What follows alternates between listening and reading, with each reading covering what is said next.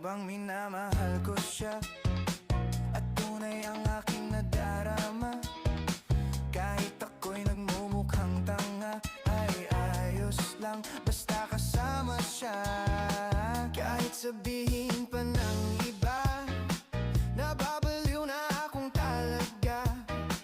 Kahit mayroong ibang nagcha-cha-cha, nagrurumba, nagsasalsa, pwedeng sabihin nyo to sa kanya. Ang puso ko'y nahihirapan na. Ano pa ba ang pwede kong gawin na uubra upang maakit siya?